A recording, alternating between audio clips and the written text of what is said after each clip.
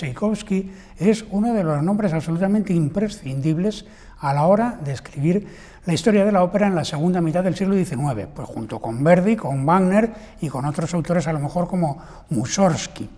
En el caso de Tchaikovsky es importante además el hecho de que nos ha entregado una galería de personajes femeninos verdaderamente arrebatadora, y son siempre mujeres que están encarnando, por así decir, la desdicha del deseo que no puede confesar su nombre, porque de hacerlo se ve castigado o se ve sumido en la desdicha o en el abandono. Y claro, en esto hay que ver una verdadera metáfora de la situación personal del propio Tchaikovsky como homosexual que era, en medio de una sociedad pues profundamente represiva como era la sociedad zarista de la época. Son personajes, estos personajes femeninos, pues como Juana de Arco, o como Yolanta, o como naturalmente la Tatiana de la ópera que ahora nos ocupa. Tchaikovsky nació en 1840, es decir, el mismo año en que nacieron Giovanni Verga y Émile Zola, es decir, la generación de los autores que crearían el naturalismo literario. Entonces hay que ver a Eugenio Onegin como una verdadera anticipación del movimiento naturalista dentro del terreno operístico, y esa es una de sus grandísimas originalidades, porque Eugenio Onegin es una obra profundísimamente original. El proyecto de la ópera surge pues, en mayo de 1877. Es el mismo año en que Tchaikovsky ha estrenado con grandísimo éxito pues, una de sus obras máximas, que es un ballet, que es El lago de los cisnes. Entonces está cenando con otros amigos en casa de una gran cantante, Elisaveta Lavronskaya, que es la mujer, por cierto, que ha estrenado Carmen de Bizet en San Petersburgo, cuando la obra se hace por primera vez en Rusia, que era una ópera, por cierto, Carmen, que Tchaikovsky admiraba profundísimamente. Y en el curso de esta cena se ponen a discutir sobre argumentos para óperas posibles, y es ella, al parecer, la que propone la idea de Eugenio Onegin, sobre la novela homónima, la novela en verso homónima de Alexander Pushkin. Es una idea verdaderamente audaz, porque nadie hasta entonces había intentado escribir una ópera sobre este tema. La obra original es de 1823, estamos en 1877, cuando ocurre esta cena. Tchaikovsky se siente subyugado por esa posibilidad desde el primer momento, y un par de días más tarde está ya trabajando en la que será una de las escenas cruciales de la ópera, que es la escena de Tatiana escribiendo la carta en la mitad del primer acto, y trabaja directamente sobre los versos de Pushkin. La obra se extiende, la composición, exactamente hasta el 25 de febrero de 1800 del año siguiente, de 1878, en que Tchaikovsky la acaba en San Remo. Y por en medio ha conocido a dos mujeres que van a ser fundamentales en su vida. Por una parte, Nadezhda von Meck, que va a ser su mecenas, y que es una mujer con la que solamente tendrá una relación epistolar, ni siquiera llegan nunca a verse. Es un tema pues como muy de la ópera, la relación epistolar. Y la otra es Antonina Miliukova, que es una antigua alumna del conservatorio que se ha enamorado de Tchaikovsky, y lo mismo que Tatiana con Onegin, le envía una carta incendiaria diciendo que está enamorada de él. Y Tchaikovsky, cometiendo un verdadero disparate, acaba casándose con ella. Naturalmente, claro, el matrimonio es un desastre, fracasa en cosa de 7 meses, se separan, y a Tchaikovsky esto le produce pues, una crisis nerviosa verdaderamente devastadora, de la que no puede reponerse más que marchándose de Rusia, y de la que empieza el marasmo del que empieza a salir pues cuando empieza a componer la Cuarta Sinfonía, que es más o menos contemporánea con la composición de Onegin.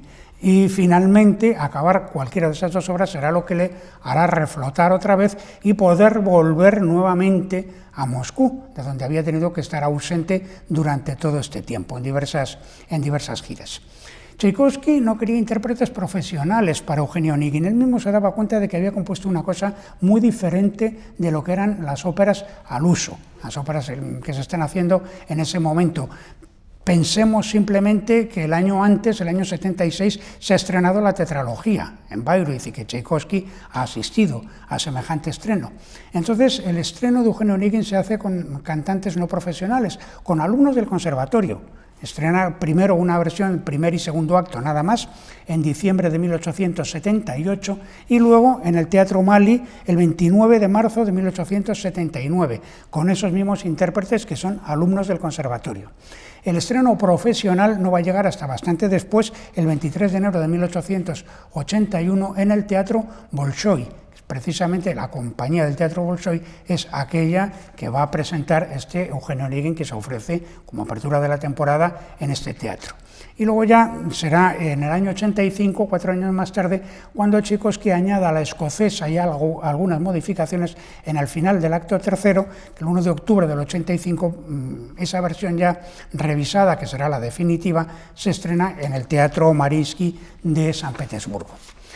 La obra de Pushkin en la que se basa Tchaikovsky es una novela dialogada. Pushkin, por cierto, es un autor que tiene una tremenda importancia en la ópera. Se han hecho más de un centenar de óperas sobre argumentos de Pushkin y están, por ejemplo, pues el Zar Saltán y el Gallo de Oro de Rinsky, están Rulan y Ludmila de Glinka o el Boris Godunov de Mussorgsky, y el caso de Tchaikovsky concreto pues es Eugenio Onegin, La Dama de Picas y Mazeppa.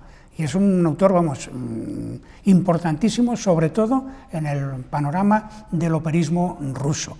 Y Eugenio Onegin es una obra en la que hay una componente de tipo sarcástico, de tipo irónico, muy marcada. Pasa un poco lo que con Heine, que es un romántico como un poco también inclasificable en ese sentido. De hecho, Tatiana, la figura central de la obra, en la obra de Pushkin, pues es una especie de burguesita de provincias, aburrida, que lee novelitas francesas sentimentales, en fin, podríamos nosotros decir que es algo así como una lectora de Corín Tellado.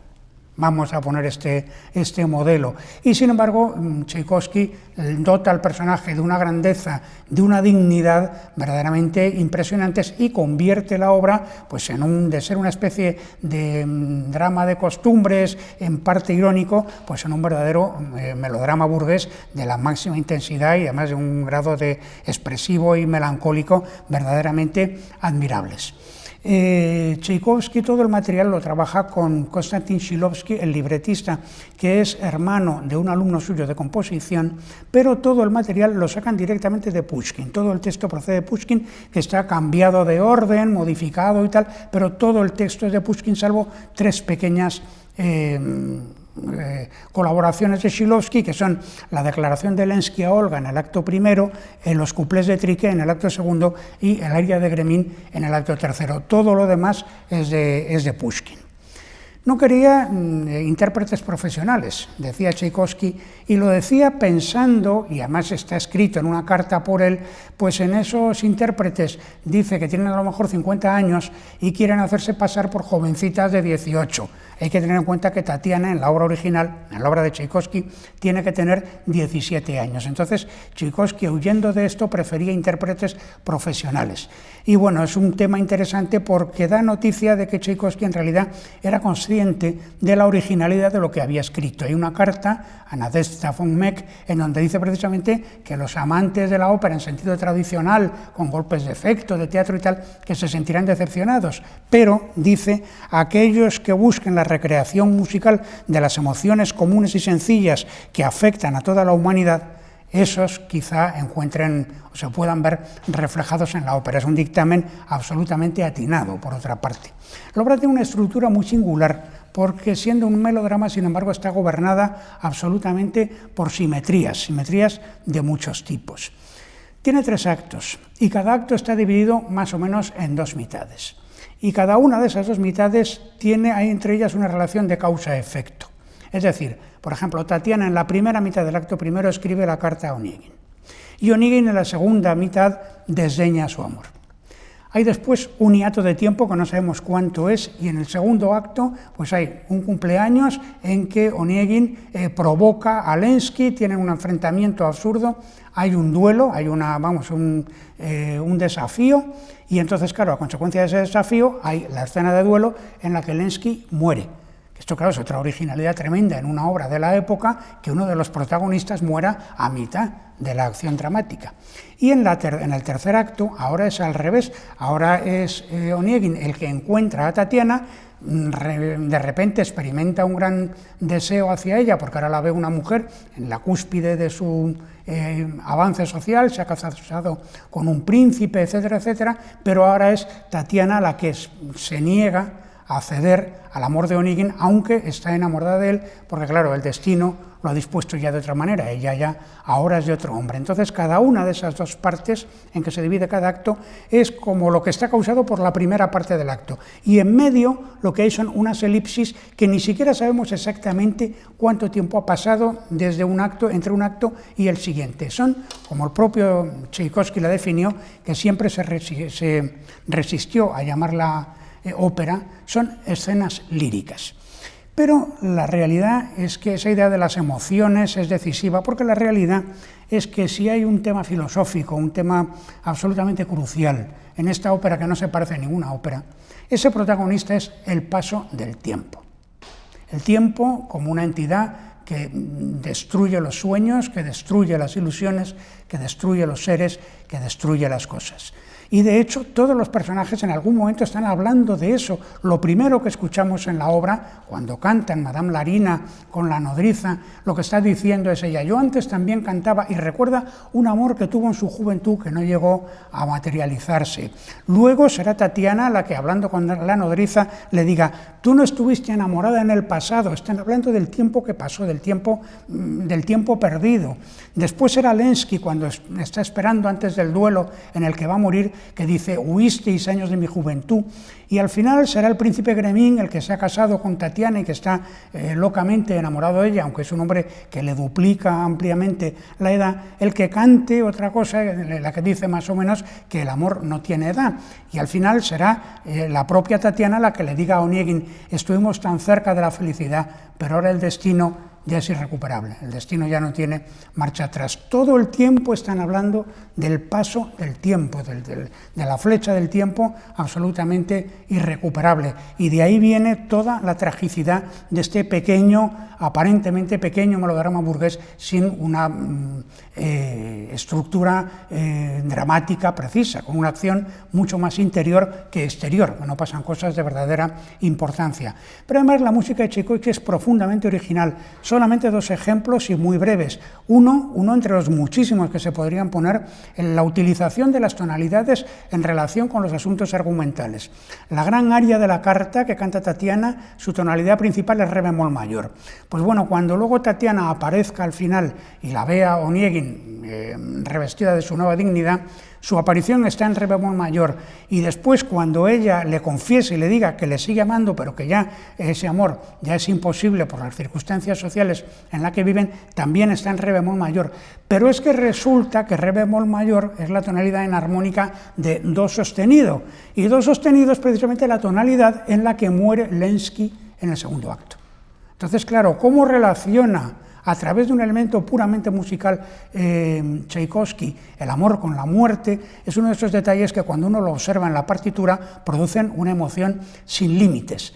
Todavía Richard Taruskin, uno de los grandes estudiosos de la música rusa, ha demostrado cómo la gran aria de la carta es una sucesión de tres arias da capo en miniatura, en estilo como de barroco tardío o de preclásico, y que están a su vez separadas por un aria de tipo estrófico. En definitiva, Tchaikovsky ha articulado su gran melodrama trágico burgués a través de una gramática que en último extremo se remite al clasicismo y se está, por tanto, manifestando como un genuino discípulo de Mozart.